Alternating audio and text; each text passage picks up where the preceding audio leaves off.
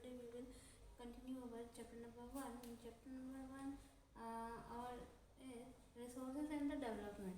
इस चैप्टर में आज हम पढ़ेंगे soil as a resources. Soil का एज अ रिसोर्सेज के रूप में यूज़ किया जाता है. Soil is the most important renewable natural resources. जो सॉइल है वो हमारा रिन्यूएबल रिसोर्सेज के अंतर्गत आती है. It is the medium of the plant growth. और ये एक ऐसा माध्यम है जिसमें प्लांट जो है उनकी ग्रोथ होती है और उसका डेवलपमेंट होता है. And supported the different part of the living organism. और लिविंग बीइंग के लिए भी ये बहुत ज़्यादा इम्पॉर्टेंट है. The soil is a living system. Soil भी एक लिविंग सिस्टम का एक हिस्सा है. It is take the millions of the years to form a soil. और ये बनने में कम से कम मिलियन ऑफ ईयर लेती है.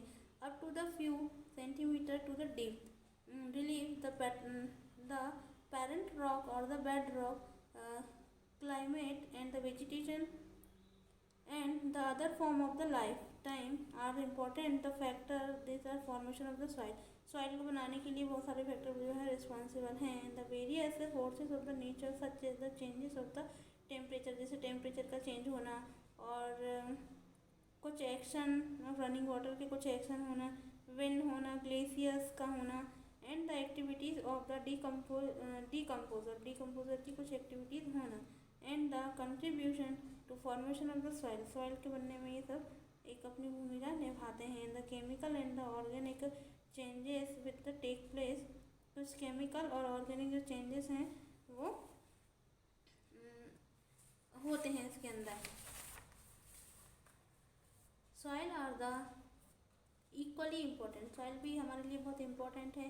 Soil also consist of the organic and the inorganic material. जो सॉइल है वो ऑर्गेनिक और इनऑर्गेनिक मटेरियल से मिलकर के बनी हुई होती है. On the basis of the factor के according responsible for the soil location, colour, thickness. इसके भी मतलब बहुत सारे जो फिजिकल फीचर और केमिकल फीचर्स होते हैं जो कि कलर के लिए, थिकनेस के लिए रिस्पॉन्सिबल होते हैं. कुछ टेक्सचर भी होती है, इसकी एज भी होती है. केमिकल और फिजिकल करके इसकी प्रॉपर्टीज़ हैं. The soil of the India are the classified to different types. के क्लासिफिकेशन में इसको बहुत सारे पार्ट्स में डिवाइड किया है. पहले हम इसकी देख लेते हैं. सॉइल प्रोफाइल यदि हम देखेंगे तो सबसे ऊपर की जो लेयर होती है इसे टॉप सॉइल कहा जाता है और इसमें ह्यूम्स वगैरह प्रेजेंट होती है. और इसके बाद आती है सब सॉइल. इसके अंदर कुछ सैंड, स्लेट, क्ले इसकी मात्रा पाई जाती है. इसके बाद हम देखेंगे तो सब स्ट्रेटम आ जाएंगे. इसके अंदर रॉक्स और स्ट्रीम ये सब चीज़ें आ जाएंगी. इसके बाद हम देखेंगे तो ग्रेवल, लास्ट वाले पोर्शन में ग्रेवल आ जाते हैं जो कि सबसे लास्ट में होते हैं. मतलब कि जो वाटर है वो यहाँ से होता हुआ यहाँ पर आ जाता है यदि नीचे ग्राउंड में रहता है तो.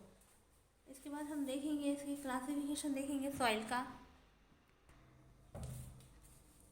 हम क्लासिफिकेशन ऑफ सॉइल देखेंगे तो India has varied relief features, landforms, climate and region to vegetation type and these have the development of the various type of soil. मतलब उन्होंने जो लैंड, क्लाइमेट है इसके अकॉर्डिंग जो सॉइल है उसको डिफरेंट पार्ट्स में डिवाइड किया गया है. हम इसका क्लासिफिकेशन देखेंगे तो इसके मेन पार्ट है एल्यूवियल. सबसे फर्स्ट है एल्यूवियल सॉइल.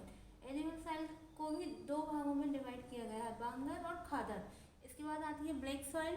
ब्लैक सॉइल के बाद में आएगी रेड और येलो सॉइल. इसे रेड सॉइल भी कहा जाता है और येलो सॉइल भी कह सकते हैं. इसके बाद लेटराइट सॉइल. इसके बाद में आएगी हमारी एरिड सॉइल. उसके बाद फॉरेस्ट सॉइल. एक बार फिर से देखेंगे हमारी एल्यूवियल सॉइल है. एल्यूवियल सॉइल के 2 टाइप दिए हैं.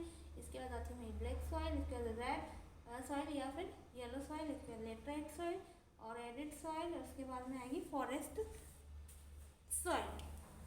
तो सबसे पहले हम देखेंगे हमारी एल्यूवियल सॉइल. एल्यूवियल सॉइल को देखेंगे. This is the most widely spread the important soil. ये एक बहुत इंपॉर्टेंट सॉइल है. Entire the northern plain are made up of the alluvial soil. हमारा जो नॉर्थन प्लेन है वो अधिकतर एल्यूवियल सॉइल का ही बना हुआ है. And these have been the deposition by the 3 important Himalayan river. यहाँ पर 3 हिमालयन रिवर पाई जाती हैं क्योंकि नॉर्थ में ही हमारे हिमालय है तो यहाँ पर 3 रिवर पाई जाती हैं. इंदुस रिवर, गंगा रिवर और ब्रह्मपुत्र रिवर. और इन सब में ये नदियाँ जो हैं वो एल्यूवियल सॉइल को बहा के लेकर आती हैं. The Ganga and the Brahmaputra. And these soils also extended in the Rajasthan, ये कहाँ कहाँ पाई जाएगी, राजस्थान में, गुजरात में। The narrow corridor the alluvial soil is also found in the eastern coastal plain. Eastern coastal plain में भी पर्टिकुलरली ये डेल्टास के पास में पाई जाएगी। महानदी, जहाँ पर महानदी, गोदावरी और कृष्णा और कावेरी रिवर हैं। The alluvial soil consist of the various proportion of the sand. इसमें जो एल्यूवियल सॉइल है उसमें सैंड की ज़्यादा मात्रा पाई जाती है, स्लेट और क्ले भी होती है। As we were the nation toward the river valley soil particle appears. इसमें सॉइल के पार्टिकल हमको दिखाई देते हैं। Some of the bigger in the side, बड़े बड़े साइज के होते हैं। In the upper reaches to the river valley, उसके बाद ऊपर का पोर्शन है वो रिवर वैली तक पहुंच जाता है। Near the place of the break of the slope in the soil are the coarse. Such soil are more the common in the plains such as the chos and the tarai. And apart from the size of their grain, इसके grain के size के according the component soil are also the described on the basis of their age. इसकी age के according इसको divide किया गया according to their age. इसकी age के according the alluvial soil can be classify as the old alluvial. इसका मतलब इसको दो भागों में बांटा है। एक तो ओल्ड एल्यूवियल जिसे बांगर कहा जाएगा, मतलब जो बांगर है इस पोर्शन को क्या कहा जाता है, ओल्ड सॉइल। बांगर वाले भाग को क्या कहा जाएगा, ओल्ड सॉइल है ये। ओल्ड सॉइल को बांगर कहा जाएगा और जो न्यू सॉइल है उसको कहा जाएगा खादर। ये न्यू सॉइल है। The bigger concentration, the higher concentration of the कंकड़ nodules that the खादर, इसमें जो बड़े बड़े कंकड़ होते हैं वो खादर सॉइल है। और fine particle and is more fertile than the Bangar road. The alluvial soil is the whole or very the fertile mostly as the soil contain the adequate the proportion of the potash, इसमें potash की मात्रा और phosphoric acid की मात्रा, lime की मात्रा अच्छी पर्याप्त होती है। The growth of the sugarcane, जो कि शुगर केन की ग्रोथ के लिए, पैडी की ग्रोथ के लिए, वीट और अदर सीरियल और पल्सेस की ग्रोथ के लिए काफ़ी हाईली फर्टाइल रहती है। और the region of the alluvial soil are intensively cultivated, उसमें बहुत कल्टिवेशन बहुत अच्छा होता है। The population of soil dryer and the more than the alkaline, ये बहुत एल्कलाइन भी होती है। And productivity at the proper treatment and irrigation, इसके लिए प्रॉपर ट्रीटमेंट और इरीगेशन की आवश्यकता होती है।